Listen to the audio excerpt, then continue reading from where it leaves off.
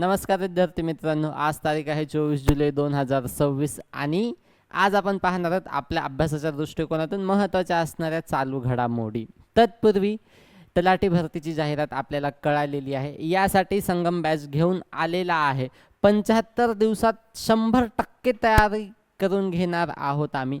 त्यासोबतच 150+ live lectures, 4000+ MCQ plus PYQ bank तुम्हाला भेटून जाणार आहे। तरी इच्छुक विद्यार्थ्यांना डिस्क्रिप्शन बॉक्समध्ये आमचा नंबर दिलेला आहे, त्यासोबतच इथे पाहतात इथे पण नंबर आहे, तुम्ही कॉल करून त्वरित बॅच घेऊ शकता। तर आपण आपल्या बातम्यांकडे वळूयात। तर आज तारीख आहे 24 जुलै आणि आजचा जो विशेष दिन किंवा आजचा जो दिन विशेष आहे, तर आज आहे राष्ट्रीय उत्पन्न कर दिन, अर्थात आज इन्कम टॅक्स डे आहे। तर कशामुळे साजरा केला जातो? 24 जुलै 1860 रोजी सर जेम्स विल्सन यांनी भारतामध्ये पहिल्यांदा कर किंवा पहिल्यांदा उत्पन्न कर काय केला होता? लागू केला होता। कधी? 24 जुलै 1860। कुणी? सर जेम्स विल्सन यांनी हा लागू केला होता। यामुळे 24 जुलै हा राष्ट्रीय उत्पन्न कर दिन म्हणून साजरा केला जातो। त्यानंतर आंतरराष्ट्रीय स्वकाळजी दिन हे पण आहे आज। पुढे पाहू आपला पहिला प्रश्न। ज्यांनी बातम्या पाहिलेल्या आहेत, वाचलेल्या आहेत किंवा पेपर वाचलेले आहेत त्यांच्यासाठी, न वाचणाऱ्यांना काही सांगू शकत नाही आपण। 350 kg अर्थात 350 kg थ्रस्ट क्लासच्या पहिल्या स्वदेशी एक्सपेंडेबल टर्बोजेट इंजिन ची रचना कुणी केली आहे? आता हा खूप लांब क्वेश्चन आहे, इंग्लिशमध्ये अर्धा इंग्लिशमध्ये मराठी इंग्लिश अर्धी आहे।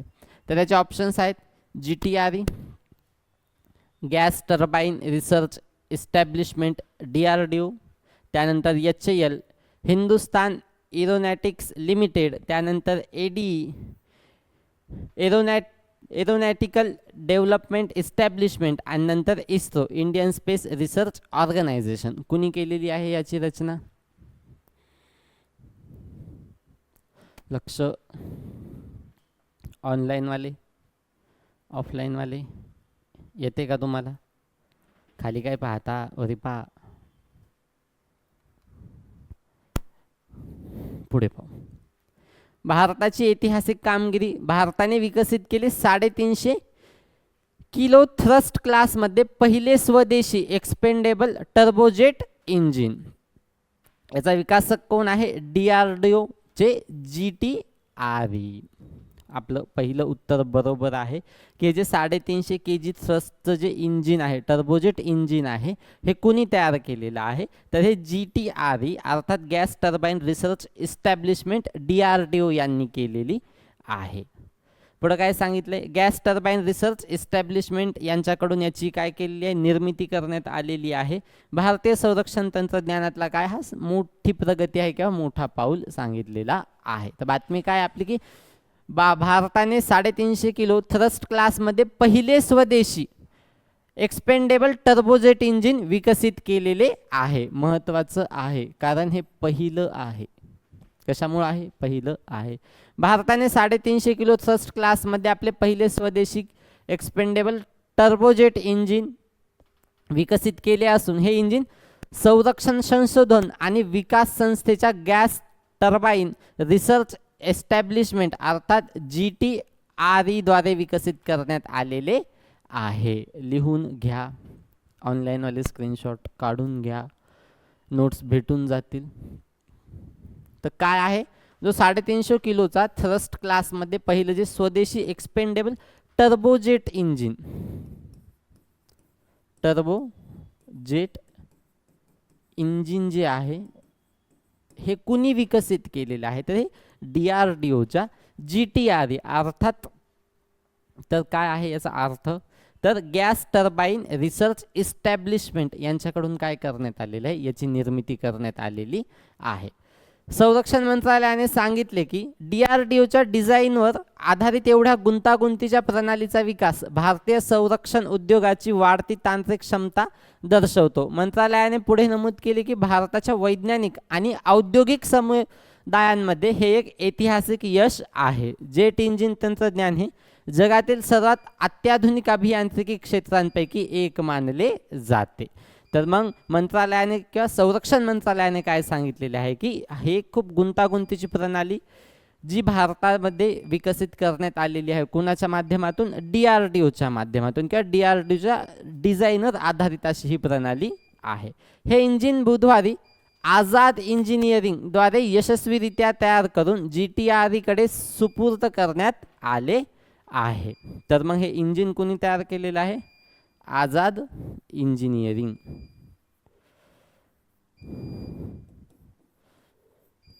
पहिलीच बातमी आहे, महत्त्वाची आहे. की पॉइंट्स किंवा वन वर्डमध्ये तुम्ही नोट्स काढू शकता ह्याचा. आझाद इंजिनिअरिंगचे मुख्य कार्यकारी अधिकारी राकेश चोपदार यांनी हे इंजिन एरोनॉटिकल सिस्टीमच्या महासंचालक डॉक्टर के राजलक्ष्मी मेनन आणि GTRचे संचालक डॉक्टर SV रमणामूर्ती यांच्याकडे सुपूर्द केलेले आहे. या प्रसंगी संरक्षण सचिव आणि DRDOचे अध्यक्ष राजेश कुमार सिंग यांनी GTRE आणि त्यांच्या औद्योगिक भागीदाराचे अभिनंदन केले आणि म्हटले की त्यांच्या या सहकार्याने एका स्वप्नाला ऐतिहासिक टप्प्यामध्ये काय केलेलं आहे, बदलवण्यात आलेलं आहे. तर सोप्यात सोपं काय तयार झालेलं की टर्बोजेट इंजिन आहे, जे DRDOच्या कशाच्या प्रणालीतून तयार झालेले, गॅस टर्बाईन रिसर्च इस्टॅब्लिशमेंटमधून तयार झालेलं आहे. हे कुणी तयार केलेलं आहे? तर आझाद इंजिनिअरिंग यांनी तयार केलेलं आहे. पुढे पाहता की भारताची ऐतिहासिक कामगिरी भारताने विकसित केली. पहिले स्वदेशी, हे मेक इन इंडियाला चालना देणारा हा काय आहे, बातमी आहे किंवा मेक इन इंडियाला चालना देणारा हा घटक आहे. तर याचा उपयोग कशासाठी? तर क्षेपणास्त्रे, मानवविरहित विमाने, ऑटोमॅटिक नौदलाच्या अँटीशिप मिसाईलसाठी हे काय आहे, उपयोगी आहे. पुढे पाहता डॉक्टर APJ अब्दुल कलाम बेट जिथून क्षेपणास्त्राची चाचणी घेतली जाते, हे कोणत्या राज्यात आहे? डॉक्टर APJ अब्दुल कलाम बेट जिथे क्षेपणास्त्राची चाचणी केली जाते, हे कुठल्या राज्यात आहे असं विचारत आहेत. कुठल्या राज्यात आहे? वाचाल तर वाचाल रे, वाचत जा रे, वाचत जा. सकाळी नाही तर संध्याकाळी तरी वाचत जा. ऑप्शन आहेत आंध्र प्रदेश, ओडिसा, तामिळनाडू का केरळ. पुढं पाहूत. DRDOची मोठी कामगिरी सांगितलेली आहे इथे. तर DRDO कडून दीर्घ पल्ल्याच्या कुश या जमिनीवरून हवेत मारा करणाऱ्या क्षेपणास्त्राची पहिली उडान यशस्वी झालेली आहे किंवा पहिली उडान चाचणी यशस्वी झालेली आहे. उडान नाही तर यशस्वी चाचणी झालेली आहे ती उडानाची. संरक्षण संशोधन आणि विकास संस्थेने ओडिसाच्या किनाऱ्यावरील डॉक्टर APJ अब्दुल कलाम बेटावरून, कुठल्या? ओडिसाच्या. तर आपल्या प्रश्नाचं उत्तर काय? ओडिसा. बेटावरून कुश या दीर्घ पल्ल्याच्या जमिनीवरून हवेत मारा करणाऱ्या क्षेपणास्त्राची पहिली उडान चाचणी यशस्वीरित्या पार पाडलेली आहे. कुठल्या? कुश. कुठून? डॉक्टर APJ अब्दुल कलाम बेट, कुठलं? ओडिसा राज्यामधलं. संरक्षण मंत्रालयाने दिलेल्या माहितीनुसार ही चाचणी अतिवेगवान आणि उंच उडान करणाऱ्या काल्पनिक हवाई धोक्याविरुद्ध घेण्यात आली होती, ज्याला क्षेपणास्त्र प्रणालीने यशस्वीरित्या नष्ट केलेले आहे. तर हे कशा प्रकारे काम करतं? जमिनीवरून हवेत मारा करतं, वेगवान पद्धतीने किंवा जास्त जोराच्या वेगाने काय करत असते, कार्य करत असते. मंत्रालयाने नमूद केले की कुश क्षेपणास्त्र प्रणाली लढाऊ विमाने, क्षेपणास्त्रांचा हल्ला, मानवविरहित विमाने आणि मोठ्या शत्रू विमानांना मोठ्या श्रेणीत आणि उंचीवर रोखण्यास सक्षम आहे. हे जे कुश आहे हे जे हवेतून हल्ले होतात किंवा मानवविरहित क्षेपणास्त्र जे असतात किंवा जे विमान असतं ज्यातून हल्ले होतात त्यांना वरच्यावरी रोखण्याचं काम कोण करणार आहे? कुश हा क्षेपणास्त्र काम करणार आहे. तर महत्त्वाचं काय आहे? DRD कडून जी कुश या क्षेपणास्त्राची चाचणी झालेली आहे, कुठं झालेली आहे? ओडिसा राज्यामध्ये. कुठल्या बेटावर? डॉक्टर APJ अब्दुल कलाम या बेटावर झालेली आहे. इथे पण तेच दिलेलं आहे की DRDOने कुश या दीर्घ पल्ल्याच्या जमिनीवरून हवेत मारा करणाऱ्या क्षेपणास्त्राची long range surface to air missile अर्थात LRSAM ची पहिली यशस्वी उडान चाचणी घेतलेली आहे. आणि हे पण स्वदेशी तंत्रज्ञान आहे किंवा आत्मनिर्भर भारत किंवा मेक इन इंडिया याच्याला प्रोत्साहन देत आहे. पुढे पाहू DRDO. नेमकं DRDO काय आहे, ज्याच्याद्वारे ही जी चाचणी आहे कुश या क्षेपणास्त्राची चाचणी करण्यात आलेली आहे. तर DRDO आहे संरक्षण संशोधन आणि विकास संस्था आहे. याची स्थापना 1 जानेवारी 1958 रोजी झालेली आहे. त्यासोबतच त्याचं मुख्यालय कुठं आहे, त्याचं मुख्यालय नवी दिल्ली येथे आहे. आणि कुठल्या मंत्रालयाच्या अंतर्गत हे काम करतं, तर संरक्षण मंत्रालय भारत सरकारचा आत हे कार्य करत असते. आणि बलस्य मूल विज्ञानम असं काय आहे, याचं ब्रीद वाक्य आहे किंवा याचं ध्येय वाक्य आहे. कुठलं, बलस्य मूल विज्ञानम. त्यानंतर 50+ प्रयोगशाळांचे जाळे आहे. एरोनॉटिक्स, मिसाईल, शास्त्रास्त्रे, नौदल प्रणाली, इलेक्ट्रॉनिक्स, जीवन विज्ञान आणि इतर क्षेत्रांमध्ये काय करत असतं, हे संशोधन करत असतं. तर याचे 5 किंवा याचे जे महत्त्वाचे जे कार्य आहेत त्यामधला पहिला संपूर्ण याचं नाव आहे पटना. काय आहे, पटना. तर पटनामधला पहिला पी पृथ्वी. जमिनीवर मारा करणारे अल्प पल्ल्याचे बॅलिस्टिक क्षेपणास्त्र कुणी निर्माण केलेलं आहे, DRDOने निर्माण केलेलं आहे. त्यानंतर अग्नी.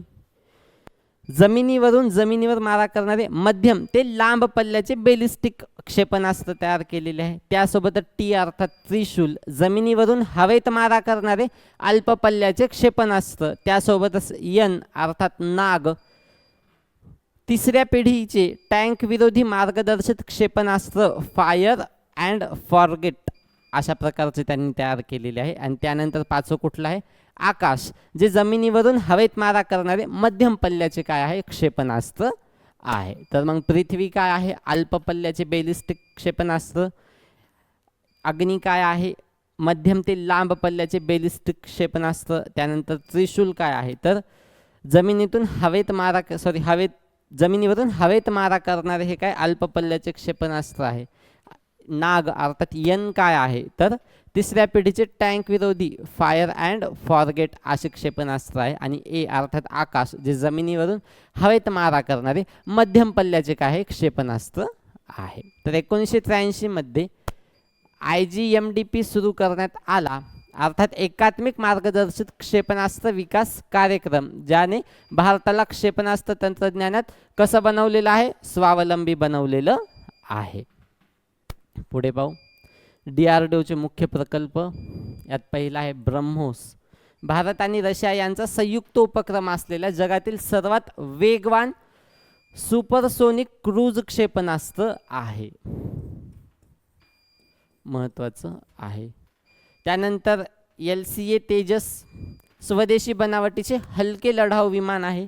यानंतर पिनाक, जे multi barrel rocket launcher system आहे. यानंतर अस्त्र, जे हवेत मारा करणारे BVR क्षेपणास्त्र आहे. यानंतर मिशन शक्ती. 2019 मध्ये DRDOने उपग्रह विरोधी क्षेपणास्त्राची यशस्वी चाचणी घेऊन भारत ही क्षमता असलेला जगातील 4था देश बनलेला आहे. यानंतर आपण पाहूता DRDOच्या महाराष्ट्रामध्ये कुठे कुठे प्रयोगशाळा आहेत. तर पहिली आहे पुणे येथे. कुठली, ARD armament research and development establishment असं या प्रयोगशाळेचं नाव आहे, जी शस्त्रास्त्रे आणि दारुगोळा संशोधन या क्षेत्रामध्ये कार्य करत असते. DRDOच्या ज्या 5 संस्था आहेत ह्या कुठे आहेत, महाराष्ट्रामध्ये, किंवा महाराष्ट्रामध्ये DRDOच्या 5 संस्था आहेत, ज्यामधल्या पहिल्या 3 पुण्यातच आहेत आणि नंतर अहिल्यानगर आणि अंबरनाथ या ठिकाणी आहे. यानंतर पुणे येथे दुसरी आहे high energy materials research laboratory, जी स्फोटके आणि प्रॉम्प्लेंट्स यांमध्ये काय करते, कार्य करत असते. यानंतर R&D engineers diet DIAT not DIET Pune, अभियांत्रिकी यंत्रणा आणि संरक्षण तंत्रज्ञान शिक्षण या क्षेत्रामध्ये ती कार्यरत आहे. यानंतर vehicle research and development establishment जी अहिल्यानगर आणि पूर्वीच्या अहमदनगरमध्ये आहे, जी लष्करी वाहने आणि चाके असलेल्या यंत्रणांमध्ये कार्यरत आहे. आणि त्यानंतर नल मटेरियल्स रिसर्च लॅबोरेटरी जी अंबरनाथ ठाणे येथे आहे. पुढे पाहू. DRDO संरक्षण संशोधन आणि विकास संस्था बलस्य मूल विज्ञान अर्थात शक्तीचे मूळ विज्ञान आहे. हां, तर मग DRDOच्या ज्या प्रयोगशाळा आहेत त्या कुठे कुठे आहेत? ही जी बेंगळूर जी GTRE gas turbine research establishment ही एक आहे. त्यानंतर DRDL defence research and development laboratory जी हैदराबाद येथे आहे. त्यानंतर ADE अर्थात एरोनॉटिकल डेव्हलपमेंट इस्टॅब्लिशमेंट आणि त्यानंतर आहेत ARDE जी पुणे येथे आहे.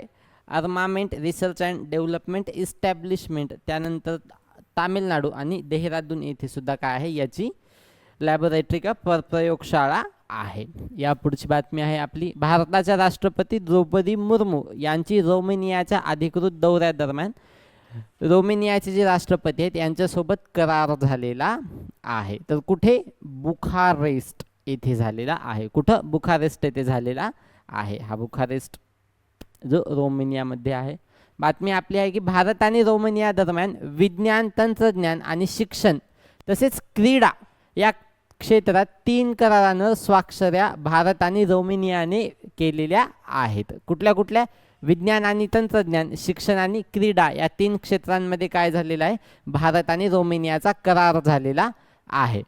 बुखारेस्ट येथे राष्ट्रपती द्रौपदी मुर्मू आणि रोमेनियाचे राष्ट्रपती निकुशॉर डॅन यांच्यात शिष्टमंडळ स्तरावरील चर्चेनंतर या करारांवर स्वाक्षऱ्या करण्यात आल्या. आपल्या प्रसिद्धी पत्रकात राष्ट्रपती मुर्मू यांनी सांगितले की भारत आणि रोमानियामध्ये परस्पर विश्वास, आदर आणि मजबूत संबंधांवर आधारित 7 दशकांपासून दृढ संबंध आहेत.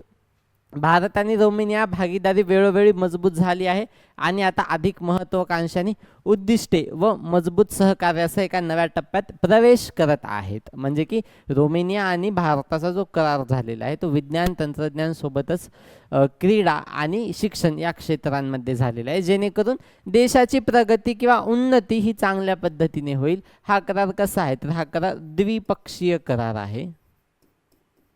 कसा आहे? द्विपक्षीय करार आहे. भारत युरोपियन युनियन मुक्त व्यापार करारामुळे उद्योग आणि कुशल व्यावसायिकांसाठी अभूतपूर्व संधी उपलब्ध होतील असेही त्या म्हणाल्या. ह्या मुक्त करारामुळे भारतातील उद्योग आणि कुशल जे व्यावसायिक आहेत यांना बाहेरच्या देशात जाऊन किंवा मग त्या देशात जाऊन काम करण्याची किंवा मग आपला व्यवसाय वाढवण्याची संधी उपलब्ध होईल. दोन्ही देशांनी मॅन्युफॅक्चरिंग, फार्मास्युटिकल्स, आरोग्य सेवा, नूतनीकरणक्षम ऊर्जा आणि ग्रीन हायड्रोजन, कृषी उत्पादन, खते, विज्ञान, तंत्रज्ञान, डिजिटल पब्लिक इन्फ्रास्ट्रक्चर आणि कृत्रिम बुद्धिमत्ता अर्थात AI या क्षेत्रात सहकार्य वाढवण्याचे मान्य केलेले आहे. दरम्यान रोमेनियाच्या दौऱ्यावर असलेल्या राष्ट्रपती मुर्मू आज बुखारेस्ट येथील व्हिक्टोरिया पॅलेसमध्ये रोमेनियाचे पंतप्रधान इली बोलोजान यांच्याशी चर्चा करतील. त्या रोमेनियाचे राष्ट्रपती निकुशॉर डॉन यांच्या समेत भारत रोमेनिया बिझनेस फॉरमला देखील संबोधित करतील. कुणाला? भारत रोमेनिया बिझनेस फॉरम जो आहे याला काय करतील? संबोधित करतील. लक्षात काय ठेवायचं की रोमेनियाचा आणि भारताचा 3 क्षेत्रांमध्ये करार झालेला आहे. विज्ञान, तंत्रज्ञान, क्रीडा आणि शिक्षण या क्षेत्रांमध्ये झालेला आहे. आणि हा करार कुठे झालेला आहे? तर हा करार झालेला आहे बुखारेस्ट येथे झालेला आहे. पुढे पाहू. विज्ञान, तंत्रज्ञान, शिक्षण, क्रीडा या 3 क्षेत्रांमध्ये करार झाला. हा द्विपक्षीय करार आहे. याचं लक्ष काय? तर पुढील 3 वर्षात हा जो करार आहे हा दुप्पट किंवा हा जो व्यापार आहे हा दुप्पट पद्धतीने करायचा आहे, असं काय याचं लक्ष आहे. आणि इतर कुठल्या कुठल्या क्षेत्रांमध्ये करार झाले यांचे? तर उत्पादन, औषध निर्माण, नूतनीकरण ऊर्जा आणि ग्रीन हायड्रोजन तसेच कृषी आणि AI यांच्यामध्ये झालेला आहे. यानंतर पुढची बातमी नाही, प्रश्न आहे. पेरुंथलैवर कामराजर ब्रेकफास्ट स्कीम ही कोणत्या राज्याची कल्याणकारी योजना आहे? कुठल्या राज्याची असेल? केरळ, तामिळनाडू, कर्नाटक की तेलंगणा? ऑनलाईन केरळ. ऑफलाईन वाल्यांचं म्हणणं आहे केरळ. ऑनलाईन वाले तुम्ही म्हणणंच नाही काय ऑनलाईन वाल्यांचं. चला पुढे पाहू. तामिळनाडूच्या मुख्यमंत्री नाश्ता योजनेचं नाव बदलून पेरुथलैवर कामराजर ब्रेकफास्ट स्कीम करण्यात आलेले आहे. कुठले? तामिळनाडू. ऑफलाईन वाले लक्ष द्या, केरळ नाही, ते काय आहे? तामिळनाडू या राज्याची ती कल्याणकारी योजना आहे. तामिळनाडू सरकारने 22 जुलै 2026 रोजी मुख्यमंत्री नाश्ता योजनेचे पेरुथलैवर कामराजर ब्रेकफास्ट स्कीम असे नामांतरण केलेले आहे. महत्वाचं आहे, स्कीम आहे, त्यातल्या त्यात नामांतरण झालेलं आहे, लक्षात ठेवा. ही योजना सर्वप्रथम सप्टेंबर 2022 मध्ये सरकारी प्राथमिक शाळांमध्ये 1ली ते 5वीच्या विद्यार्थ्यांसाठी सुरू करण्यात आली होती. ब्रेकफास्ट म्हणजे काय? नाश्ता. विद्यार्थ्यांना 1ली ते 6वीच्या विद्यार्थ्यांना शाळेमध्ये काय भेटत असेल? तिथे नाश्ता भेटत असेल. मुख्यमंत्री नाश्ता योजना हा तामिळनाडू सरकारचा एक राज्यस्तरीय कल्याणकारी कार्यक्रम आहे. या योजनेद्वारे सरकारी शाळांमधील शाळकरी मुलांना नाश्ता दिला जातो. 2022 मध्ये DMK सरकारने ही योजना सुरू केली होती. ही जी नाश्ता योजना आहे, मुख्यमंत्री नाश्ता योजना, ही कोणी सुरुवात केली? ती DMK सरकारने केली होती. आणि ह्या स्कीमचं नाव बदलून काय ठेवण्यात येत आहे किंवा काय नामांतरण झालेलं आहे? तर पेरुंथलैवर कामराजर ब्रेकफास्ट स्कीम असं याचं काय झालेलं आहे? नामांतरण झालेलं आहे. या नामांतरित योजनेचा विस्तार आता सरकारी आणि शासकीय अनुदानित शाळांमधील इयत्ता 6वी ते 8वीच्या विद्यार्थ्यांपर्यंत पोहोचवला जाईल किंवा केला जाईल. हा विस्तार 17 सप्टेंबर 2026 रोजी सामाजिक सुधारक पेरियार EV रामासामी यांच्या जयंतीनिमित्त करण्यात येत आहे. हे जे नाव आहे पेरुथलैवर कामराजर, हे नाव कुणाचं आहे? ह्या नाश्ता योजनेचं आहे. आणि ही कधी लागू केली जाईल? तर 17 सप्टेंबर 2026 रोजी, कारण सामाजिक सुधारक पेरियार EV रामासामी यांची जयंती आहे त्या दिवशी असं सांगण्यात येत आहे. आपल्या महाराष्ट्रामध्ये तशा कुठल्या प्रकारची योजना आहे का की लहान मुलांना शाळेत नाश्ता भेटतो? ऑफलाईन वाले माहिती? दुपारची खिचडी, तुमचं म्हणणं असेल दुपारची खिचडी भेटती सर आम्हाला शाळेत. खिचडी नाही. स्कीम महिला व बालकल्याण बालविकास याच्या अंतर्गत अंगणवाडीतील मुलांना काय व्हायचं की पोषक आहार भेटायचा. त्यानंतर मधल्या काळात चालू पण झालं होतं की शाळकरी मुलांना सुद्धा केळी, दूध, अंडी अशा प्रकारचं आहार भेटायचा. पण हा कुठल्याही स्कीम अंतर्गत येत नाही. त्यासोबतच लक्ष द्या इकडं, त्यासोबतच आपलं जे दुपारचं जेवण असतं ते मध्यान्ह भोजन नावाची जी काय म्हणतात त्याला, अन्न व सुरक्षा कायदा आहे, या अंतर्गत मध्यान्ह भोजन नावाची ही पद्धती सुरू केलेली आहे. ही कुठल्याही प्रकारची योजना नाही. तर ही तामिळनाडूची ज्या प्रकारे पेरुथलैवर कामराजर ब्रेकफास्ट योजना आहे का स्कीम आहे, तशा प्रकारची कुठलीही जेवणासाठी, शाळकरी मुलांच्या जेवणासाठी स्कीम महाराष्ट्रामध्ये उपलब्ध नाही.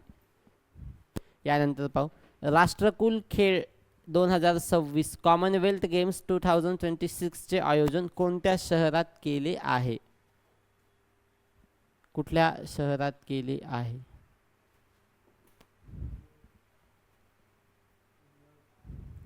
काय वाटतंय? Online offline? Birmingham England, Glasgow Scotland, Victoria Australia, Auckland New Zealand. काय वाटतंय? काहीच नाही वाटत. ऑनलाईन वाले?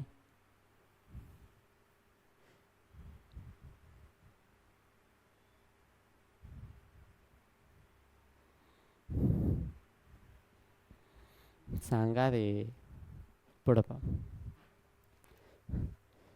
लवलीनाचे पदक निश्चित. राष्ट्रकुल बॉक्सिंग स्पर्धा सुरू होण्याआधीच भारताची कमाई. रिंगणमध्ये उतरण्यापूर्वीच लवलीना बोरगोहेन हिने राष्ट्रकुल क्रीडा स्पर्धेतील पहिले पदक निश्चित केले आहे. आता तिचे लक्ष शुक्रवारी सुरू होणाऱ्या बॉक्सिंग स्पर्धेत, राष्ट्रकुल क्रीडा स्पर्धेत केवळ 10 खेळांचा समावेश असून भारताला त्यात काय भेटलेला आहे तर बॉक्सिंगमध्ये पदकांची मोठी अपेक्षा आहे. लवेलिना बोर्गोहेन हिला राष्ट्रकुल खेळ 2026 मध्ये कॉमनवेल्थमध्ये काय भेटलेलं आहे की भारताचं पहिलं पदक निश्चित झालेलं आहे. ह्या खेळांमधलं 2026चं पहिलं पदक निश्चित झालेलं आहे. ही आहे भारतीय बॉक्सर लवेलिना बोर्गोहेन. 23 जुलै 2026 रोजी स्कॉटलंडमधील ग्लासगो येथे सुरू होणाऱ्या राष्ट्रकुल खेळ 2026च्या उद्घाटन समारंभापूर्वीच भारताला पहिले पदक काय झालेले आहे, सुरक्षित झालेले आहे किंवा पहिले पदक भेटलेले आहेत. आपल्या प्रश्नाचं उत्तर काय आहे? Glasgow, Scotland. कॉमनवेल्थ गेम्स 2026 कुठं झालेले? स्कॉटलँड येथे झालेलं आहे. तर कुठं? ग्लासगो या ठिकाणी झालेलं आहे. महिलांच्या 75 किलो बॉक्सिंग गटात उपांत्य फेरीत अर्थात सेमीफिनालेसमध्ये बाय मिळाल्यानंतर तिचे किमान कांस्य पदक निश्चित झाले आहे. त्यांना बाय भेटला आणि त्यांना काय झालं? कांस्य पदक भेटलेलं आहे. राष्ट्रकुल खेळांमधील बॉक्सिंग प्रकारात उपांत्य फेरीत पराभूत होणाऱ्या दोन्ही खेळाडूंना कांस्य पदक प्रदान केले जाते. उपांत्य फेरीत सेमीफिनालेमध्ये जे पराभूत होतात किंवा जे विजयी होत नाहीत यांना काय होतं? कांस्य पदक जाहीर होत असतं, प्रदान केलं जातं. या स्वरूपामुळे उपांत्य फेरीत पोहोचणाऱ्या कोणत्याही बॉक्सरला सामना खेळण्यापूर्वीच पदक जिंकण्याची हमी मिळते. या स्वरूपामुळे उपांत्य फेरीत पोहोचणाऱ्या कोणत्याही बॉक्सरला काय होतं की आपल्याला पदक भेटत याची निश्चिती होते. आता पाहूता की हे कॉमनवेल्थ गेम्स 2026 ग्लासगो स्कॉटलँड येथे झालेले आहेत. याचं जुलै 2026 मध्ये आयोजन झालेलं आहे. आणि भारतामधून कोण खेळले इथे तर लवेलिना बोर्गोहेन ह्या बॉक्सिंग प्लेयर खेळलेल्या आहेत. कशामध्ये? बॉक्सिंगमध्ये. ह्या आसाम राज्यातून बिलॉंग करतात. ह्या आसाम राज्याच्या आहेत आणि यांची पार्श्वभूमी अशी आहे की टोकियो ऑलिम्पिक 2026 मध्ये यांना कांस्य पदक भेटलेलं आहे. त्यानंतर जागतिक बॉक्सिंग चॅम्पियनशिपमध्ये सुद्धा यांना सुवर्ण पदक भेटलेलं आहे. त्यासोबतच मेजर ध्यानचंद खेलरत्न पुरस्कार आणि त्यासोबतच अर्जुन पुरस्कार सुद्धा त्यांना भेटलेला आहे. पुढं पाहू की समरस विद्या सेतू महाअभियान हे कोणत्या राज्याने सुरू केले आहे? आताच आपण पाहिलं की जी सकाळची योजना होती नाश्त्याची ती कोणी केली? ती तामिळनाडू याने केली होती, या राज्याने केली ती. आणि आता ही जी समरस विद्या सेतू महाअभियान आहे हे कुठल्या राज्याने सुरू केलेलं आहे? महाराष्ट्र, तामिळनाडू, गुजरात की उत्तर प्रदेश? कुठला असेल? काय वाटतंय ऑफलाईन वाले?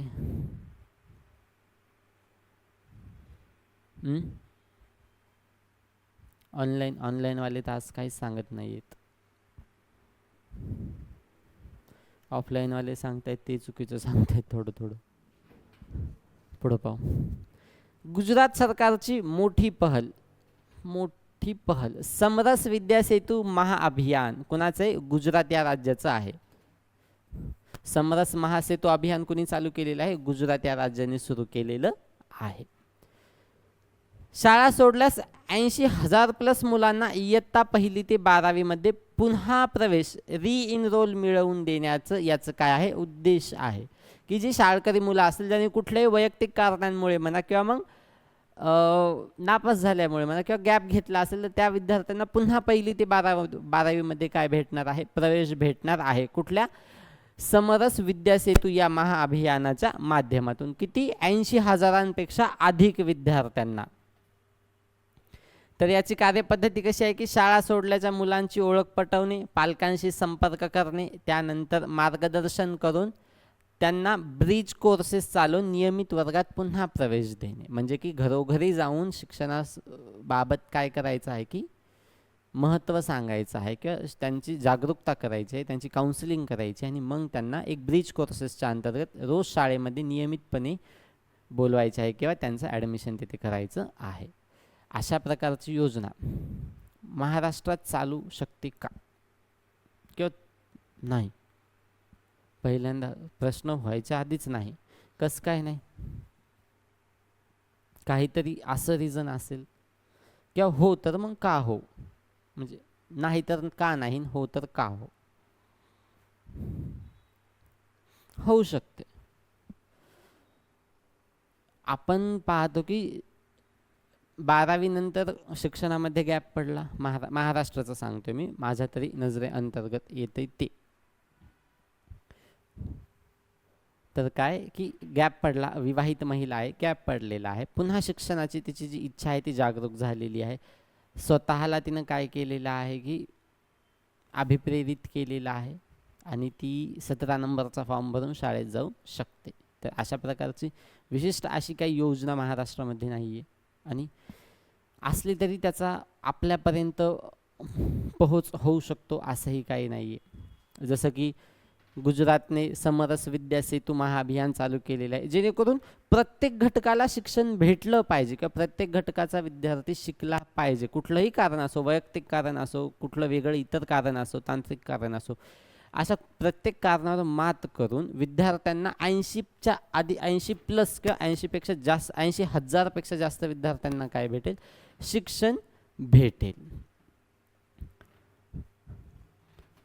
अहमदाबाद येथून, गुजरातच्या अहमदाबाद येथून इयत्ता 1ली ते 12वी मधील शाळा सोडलेल्या 80,000हून अधिक मुलांना पुन्हा शाळेत प्रवेश मिळवून देण्यासाठी राज्यव्यापी समरस विद्या सेतू महाअभियान सुरू केलेले आहे. महत्त्वाचं आहे.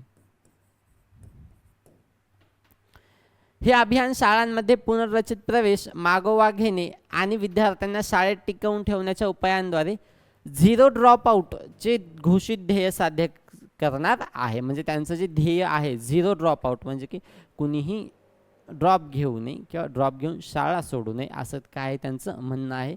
आणि समरस विद्या सेतू अभियानामध्ये शाळा सोडलेल्या मुलांची ओळख पटवणे, शाळांमध्ये पुनर्रचित प्रवेश देणे, पालकांशी संपर्क साधून ग्रहभेटी घेऊन मार्गदर्शन, काउन्सिलिंग करून आणि ब्रिज कोर्सेस चालवून काय करणे, त्यांचा शाळेच्या प्रवाहामध्ये समावेश करून घेणे. हे उपाय अशा मुलांसाठी वापरले जातात ज्यांनी औपचारिक शिक्षण सोडले आहे आणि ज्यांना नियमित वर्गात उपस्थित राहण्यापूर्वी शैक्षणिक आधाराची गरज आहे. शिक्षणाचे 2 प्रकार असतात. शिक्षणाचे 2 प्रकार नसतात. शिक्षणाचे तसे 3 ते 4 प्रकार असतात. पण शिक्षण घेण्याच्या 2 पद्धती असतात. एक असते औपचारिक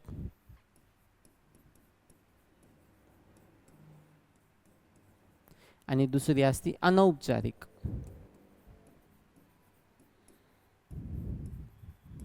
औपचारिक शिक्षणामध्ये काय असतं की नियमित शाळेत जाणे, त्यासोबतच क्लासमध्ये बसणे, उपस्थित असणे किंवा उपस्थिती असणं, नियमित उपस्थिती असणं गरजेचं असतं. म्हणजे शाळा, महाविद्यालय हे काय आहे की औपचारिक शिक्षणाचं उदाहरण आहे.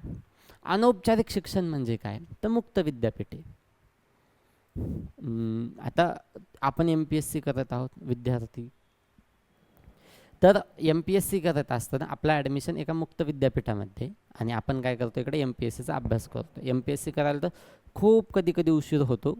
ग्रॅज्युएशन नंतर करतात इलिजिबल होण्याची वाट पाहून, किंवा मग कुणी असं असतं की इलिजिबल होण्यापूर्वीच तयारीला लागतं आणि अभ्यास चालू करतं. मग जे इलिजिबल होण्याच्या आधी म्हणजे 12वी नंतर जे कोणी MPSCचा अभ्यास, MPSCच नाही कुठलीही गव्हर्नमेंट एक्झाम असू दे किंवा इतर कुठलं शिक्षण असू दे, स्किल्स घेण्यासाठी मुक्त विद्यापीठामध्ये जो ॲडमिशन केलं जातं ते कुठलं शिक्षण होतं, ते अनौपचारिक शिक्षण होतं. किंवा मग रात्रीची शाळा असेल म्हाताऱ्या लोकांसाठी, वयस्कर वृद्धांसाठी काय व्हायची, पूर्वी रात्रीची शाळा व्हायची. हे काय अनौपचारिक शाळेचं उदाहरण आहे. मग तसंच इथं काय सांगितलेलं आहे की औपचारिक शिक्षण सोडले आहे आणि ज्यांना नियमित वर्गात उपस्थित राहण्यापूर्वी शैक्षणिक आधाराची गरज आहे. म्हणजे औपचारिक शिक्षणाच्या प्रवाहामध्ये येण्यासाठी ज्यांना गरज आहे तशा विद्यार्थ्यांना काय करायचं, ॲडमिशन देऊन पुन्हा शिक्षणाच्या प्रवाहात आणायचं आहे, असा त्यांचा उद्देश आहे. यानंतर पाहू अमेरिकेचा सौदी अरेबियाशी नागरी अणुऊर्जा करार. अमेरिका आणि सौदी अरेबिया दरम्यान नागरी अणुऊर्जा करार झालेल्याची घोषणा अमेरिकेचे अध्यक्ष डोनाल्ड ट्रम्प यांनी केलेली आहे. डोनाल्ड ट्रम्पनी काय केलं होतं की आपल्या भारतावर टेरिफ लावलेला आहे, होता नाही, लावला आहे. किती? 2 वर्षापर्यंत 0%, 2 वर्षानंतर 100% आणि त्यानंतरच्या काळात 200%. कळालं? असो, अमेरिकी तंत्रज्ञानाचा वापर करून अणुप्रकल्प उभे करण्याचा मार्ग सौदी अरेबियासाठी आता मोकळा झाला आहे. आंतरराष्ट्रीय अणुऊर्जा आयोगाकडून कुठल्याही प्रकारे देखरेख होणार नसून इस्रायल बरोबर अब्राहम करारानुसार संबंध सामान्य ठेवण्याची अट मात्र हा करार करताना अमेरिकेने घातलेली आहे. अमेरिका आणि सौदी अरेबियाचा अणुऊर्जा करार जरी झाला असेल तरी अब्राहम करारानुसार काय आहे की संबंध सामान्य ठेवण्याची अट कोणी घातलेली आहे? अमेरिकेने घातलेली आहे. नेमका अब्राहम करार आहे काय? तर इस्रायल आणि अरब राष्ट्रांमधील हा एक ऐतिहासिक शांतता करार आहे. कुठला? इस्रायल आणि अरब राष्ट्र, जे अरब कंट्रीज आहेत यांच्यामध्ये काय शांतता राहावी किंवा शांततेचे संबंध निर्माण व्हावे यासाठी कुठला करार केला जातो? तर अब्राहम करार केला जातो की अब्राहम करार केलेला आहे. कधी झाला? ऑगस्ट-सप्टेंबर 2020 मध्ये. यामध्ये इस्रायल, अमिराती अर्थात संयुक्त अरब अमिराती, त्यानंतर बहरैन, सुदान आणि मोरोक्को या देशांचा समावेश आहे. ह्या अब्राहम करारामध्ये या देशांचा मुख्य देश पहिले 3 इस्रायल, संयुक्त अरब अमिराती आणि बहरैन. नाव पण अवघड आहे. बहरैन हा त्या देशाचं नाव आहे. नंतर कोण कोण सहभागी झालं? तर सुदान आणि मोरोक्को हे 2 देश त्यामध्ये ॲड झालेले आहेत. तर हा ऐतिहासिक करार का? तर 26 वर्षानंतर अरब जगातून इस्रायलला मान्यता भेटली.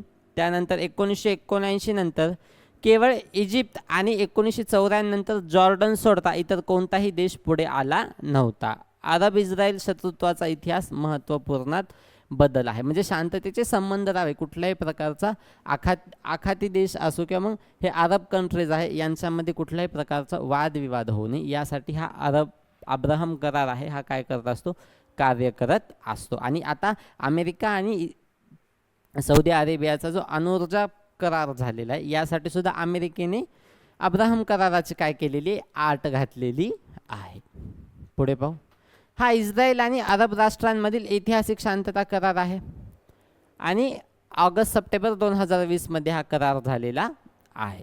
या कराराला अब्राहम नाव देण्याचं मुख्य कारण काय? तर यहुदी धर्म, इस्लाम आणि ख्रिश्चन धर्म हे तिन्ही धर्म प्रेषित अब्राहम अर्थात हजार्ड इब्राहिम यांनी आपले मूळ पुरुष मानतात. जे यहुदी धर्म असतील, कुठला? यहुदी धर्म, इस्लाम धर्म आणि ख्रिश्चन धर्म हे काय करतात? जे प्रेषित अब्राहम आहेत यांना काय मानतात? आपला मूळ पुरुष मानत असतात. त्यामुळे या तिन्ही धर्मांच्या अनुयायांमध्ये शांतता प्रस्थापित व्हावी या प्रतिकात्मक अर्थाने काय केलेलं आहे? ह्या कराराला अब्राहम नाव देण्यात आलेलं आहे. याचा मध्यस्थी अमेरिका तत्कालीन अध्यक्ष डोनाल्ड ट्रम्प, इस्रायल, संयुक्त अरब अमिराती आणि बहरैन यामध्ये काय आहेत. त्यानंतरचे सुदान आणि मोरोक्को हे 2 देश सुद्धा यामध्ये सामील झालेले आहेत. अरब जगातून फक्त इजिप्त 1979 आणि जॉर्डन 1994 या 2च देशांचे इस्रायलशी राजनैतिक संबंध होते. यानंतर तब्बल 26 वर्षांनी हे जे अमिराती देश आहेत आणि बहरैन आहे इस्रायलला देश म्हणून यांनी काय केलेली आहे? मान्यता दिलेली आहे. याचे मुख्य फायदे काय? तर राजनैतिक जे संबंध आहेत, डिप्लोमॅटिक रिलेशन्स जे आहेत हे एकमेकांचे शांततेचे असतील किंवा चांगले प्रस्थापित होतील. त्यासोबतच एकमेकांचा दूतावास सुरू करणे आणि राजदूत नियुक्त करणे, आपल्या देशाचं प्रतिनिधित्व करत दुसऱ्या देशांमध्ये जाणारा व्यक्ती. त्यानंतर तंत्रज्ञान, ऊर्जा, व्यापार आणि पर्यटन क्षेत्रात एकत्र काम करणे जेणेकरून देशाचा सर्वांगीण विकास होऊ शकेल. यानंतर इस्रायल आणि अरब या देशांदरम्यान थेट व्यावसायिक विमानसेवा सुरू करण्यात आली. इराणचा मध्य पूर्वेतील वाढता प्रभाव रोखण्यासाठी इस्रायल आणि या सुन्नी अरब देशाचे सुरक्षाविषयक हितसंबंध एकत्र आलेले आहेत. अशा प्रकारचा काय हा अब्राहम कराराचा फायदा आहे, जेणेकरून सगळ्या देशांचा किंवा जे जे देश त्या कराराअंतर्गत येतात त्या देशांचा सर्वांगीण विकास होईल किंवा सलोख्याचे संबंध निर्माण होतील. यानंतर पाहू, मानव तस्करी रोखण्यासाठी नूतन सकाळ हे नवीन राज्य धोरण कोणत्या राज्याने प्रस्तावित केलेले आहे? नूतन सकाळ आतापर्यंत आपण 3 राज्य पाहिलेले आहेत, हे तिसरं राज्य आहे आपलं. ऑप्शन आहेत केरळ, गुजरात, उत्तर प्रदेश, ओडिसा. काय असू शकतो? ऑफलाईन वाले, ऑनलाईन वाले. ऑफलाईन वाल्यांना काहीच वाटत नाहीये, त्यांना काहीच वाटत नाही, इथे बसून पण येत नाही. पाहू पुढे. Odisha government plans new policy to curb human ट्रॅफिकिंगसाठी मानव तस्करी जी होती यासाठी ओडिशा गव्हर्नमेंटने काय केलेले नवीन प्लॅन तयार केलेला आहे. तर तो काय प्लॅन आहे? तर भारताला सलग 4 वर्षे मानव तस्करीच्या सर्वाधिक पीडितेची नोंद झाल्यानंतर ओडिशामध्ये आता ही प्रथा रोखण्यासाठी नूतन सकाळ न्यू डॉन या नवीन राज्य धोरणाचा प्रस्ताव ठेवण्यात आलेला आहे. म्हणजे केरळ, गुजरात, उत्तर प्रदेश नसून ओडिशा राज्याने काय केलेलं आहे, नूतन सकाळ या धोरणाचा काय केलेला आहे, अवलंब केलेला आहे.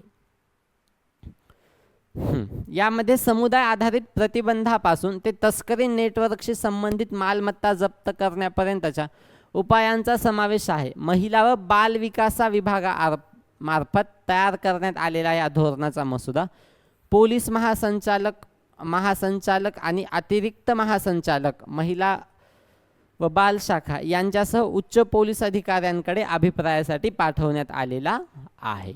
म्हणजे की ही नूतन सकाळ जो धोरण आहे हे कुणी प्रस्तावित केलेलं आहे? ओडिशा या राज्याने केलेलं आहे. आणि कुठल्या विभागाअंतर्गत? तर महिला व बाल विकास विभागाअंतर्गत ते तयार करण्यात आलेलं आहे.